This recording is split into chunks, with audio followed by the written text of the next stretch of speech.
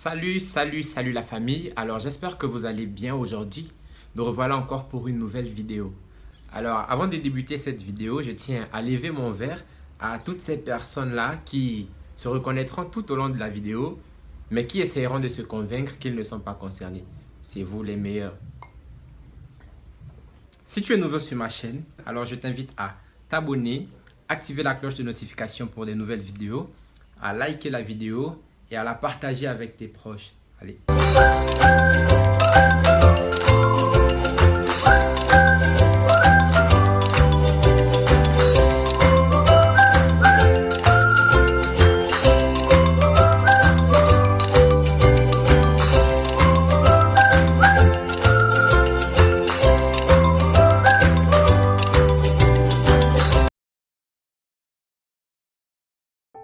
Alors, avoir confiance aux paroles de quelqu'un ne signifie pas que cette personne dit forcément la vérité. Et de plus, une personne peut être porteuse d'un mensonge sans pourtant avoir de mauvaises intentions. Simplement parce que ce mensonge serait la seule chose qu'on lui aurait apprise comme étant une vérité. La quête du divin dans laquelle l'homme s'est lancé depuis déjà des milliers d'années l'a amené sur différentes voies, sur plusieurs voies. Mais ce qui est dommage, c'est de se rendre compte que l'homme se lance dans cette quête avec une carte à l'envers, mais qu'il refuse de la redresser juste parce qu'il considère avoir déjà fait beaucoup de chemin. C'est absurde, n'est-ce pas?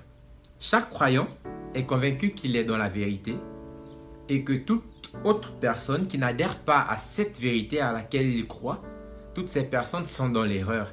Ces personnes iront en enfer, ces personnes ne sont pas meilleures que lui. Donc, du coup, il se considère supérieur à toutes ces personnes. Il se considère comme ayant la vérité et pour lui, toute autre personne qui n'adhère pas à sa religion, qui n'adhère pas à ses croyances, est forcément dans l'erreur. Mais il semble oublier que les autres auxquels il pense, pour eux, c'est lui l'autre. Vous voyez? On a toujours tendance à oublier que pour les autres, c'est nous les autres. Prenons par exemple le cas du christianisme. L'orgueil de certains frères et pasteurs zélés les conduit à penser qu'ils sont les seuls enfants de Dieu.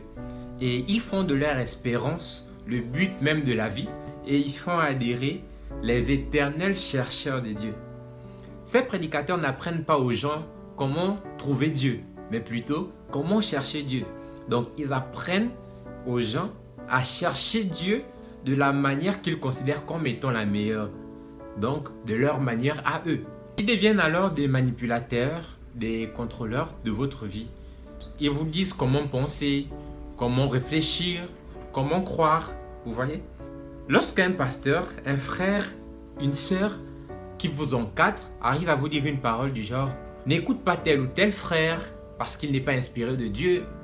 Ne crois pas en ce que tel pasteur prêche, ne crois pas en ce que tel prophète raconte, ne crois pas en ce que telle religion dit. Ne crois pas en ceci, ne crois pas en ce frère qui réfléchit beaucoup, sinon il va t'éloigner de Dieu. Lorsque tel ou tel frère t'écrit ou t'appelle, ne réponds pas, ignore-le parce qu'il n'est pas dans la volonté de Dieu comme toi. » Lorsque vous avez un encadreur qui vous donne ce genre de conseils, c'est simplement qu'il veut manipuler votre vie, il veut la contrôler. On ne peut pas demander à quelqu'un qui est dans une quête, ne parle pas à ton frère qui vit dans la même maison que toi, il n'est pas dans la volonté de Dieu. N'écoute pas ton frère qui réfléchit beaucoup là parce qu'il peut te détourner. Vous voyez un peu?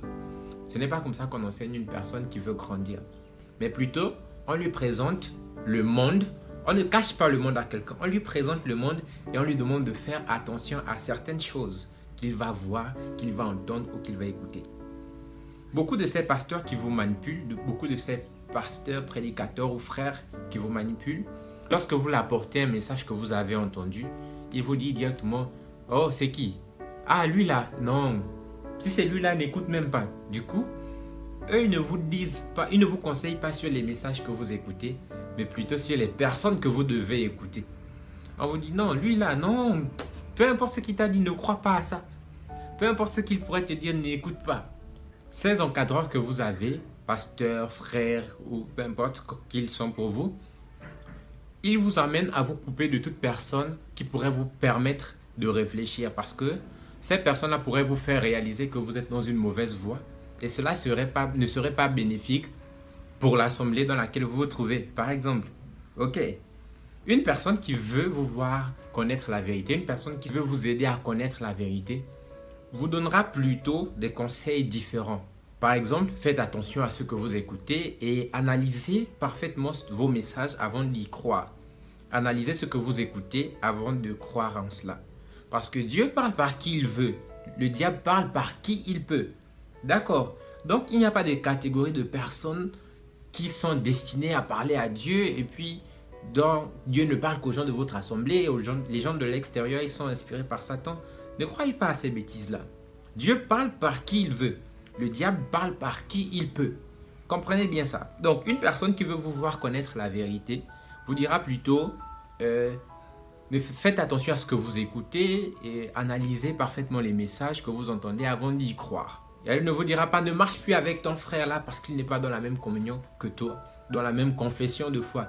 Il te dira plutôt aide ton frère à changer. De la même façon que tu es devenu une meilleure personne, aide ton frère à faire de même, à devenir également une meilleure version de lui-même, ou aide ta sœur à devenir une meilleure version d'elle-même.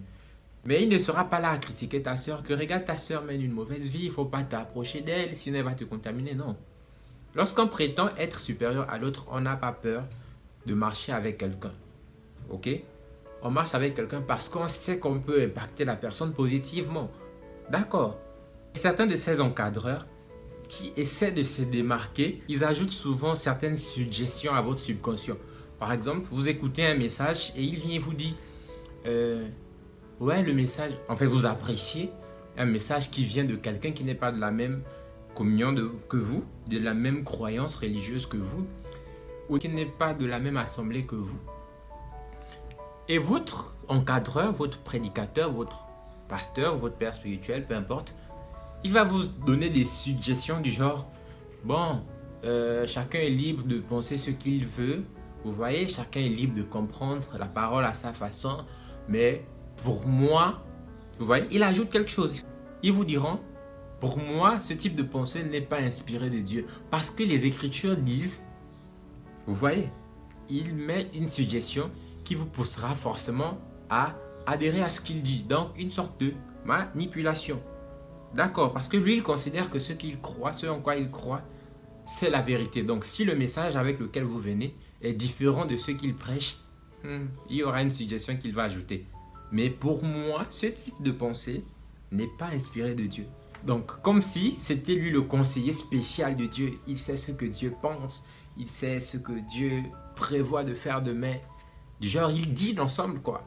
Donc, il dit non, ça, je ne crois pas que ce soit la pensée de Dieu. Ça, je crois plutôt. Donc, du coup, il a fréquenté Dieu, il a fréquenté le diable. Il sait parfaitement discerner que, bon, là, ça vient de Dieu. Là, ça vient du diable. Ce sont des personnes qui vous manipulent très souvent, que ce soit consciemment ou inconsciemment. Parfois, elles vous manipulent de manière consciente. Elles sont conscientes qu'elles vous manipulent. Parfois, elles vous manipulent sans pourtant être conscientes de leur manipulation qu'elles opèrent sur vous. Ok. Mais il arrive que beaucoup de ces prédicateurs, beaucoup de vos encadreurs, soient conscients de ce qu'ils font. Du coup, lorsqu'elles vous disent n'écoute pas un tel, ne fais pas ceci avec cela, ne marche pas avec un tel, ne fais pas comme ci, ça voudrait dire que quelque part, elles veulent vous éloigner de toutes les personnes qui pourraient vous faire ouvrir les yeux, qui pourraient vous faire réaliser des choses qui vous sont cachées dans votre assemblée. Ok. Parce que lorsqu'on veut aider quelqu'un à comprendre les mystères, à comprendre ou plutôt à grandir dans son esprit, on ne prive pas. C'est comme un parent qui voudrait cacher son enfant dans la maison pour qu'il ne voit pas le monde extérieur. Mais on sait tous très souvent comment cela se termine. Souvent pour les jeunes filles, après elles sortent, elles découvrent le dehors, elles se rendent compte qu'il y a le plaisir qui existe, elles se rendent compte qu'il y a l'alcool, les grooves, les shows.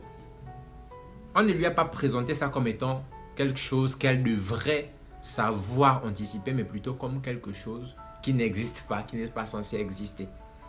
Lorsqu'elle arrive et elle rencontre ça, la curiosité l'emmène à goûter. Et très souvent, ça finit mal pour les jeunes filles. C'est un peu comme ça que vos pasteurs vous prennent. C'est un peu comme ça que ces encadreurs vous prennent. Et du coup, beaucoup de frères zélés, tellement ils ont des responsabilités, ils n'arrivent pas à faire demi-tour. C'est-à-dire, Pour eux, ce qu'ils enseignent, ils considèrent ça comme étant des vérités absolues, incontestables. Vous savez, être humble, c'est aussi savoir reconnaître qu'on peut se tromper. Ça veut dire que admettre que ce en quoi on croit peut être faux. D'accord? C'est aussi ça le début de la sagesse. Donc, aujourd'hui, nos frères religieux sont très zélés. Ils marchent avec une carte à l'envers et ne veulent pas la redresser juste parce qu'ils considèrent qu'ils ont déjà fait une bonne partie du chemin. Ce n'est pas ça le but. Le but n'est pas d'aller trop loin, d'avoir beaucoup marché. J'ai duré dans la foi. Il est plus expérimenté que vous parce qu'il a fait 30 ans de ministère, des trucs comme ça. Toutes sortes de choses comme ça auxquelles on croit. On croit plus à l'expérience, à la durée dans le ministère qu'aux expériences vécues avec Dieu. Arrêtez de penser ainsi. La religion fait quoi? On prend la Bible ou le Coran, peu importe. Vous prenez la Bible, disons la Bible. Vous croyez que Dieu enseigne la Bible, mais ce n'est pas vrai. Ce n'est pas Dieu qui enseigne la Bible, c'est la Bible qui enseigne Dieu. Donc Dieu peut se révéler à un homme sans passer par la Bible, sans avoir à se justifier avec des versets bibliques. Ce n'est pas le monde spirituel qui enseigne la Bible, c'est la Bible qui enseigne le monde spirituel. Si vous comprenez cette nuance, vous aurez quand même un peu de jugeote spirituelle. Ça veut dire que vous pourrez accepter certaines possibilités qui n'existent même pas dans la Bible parce que la Bible enseigne Dieu, ce n'est pas Dieu qui enseigne la Bible.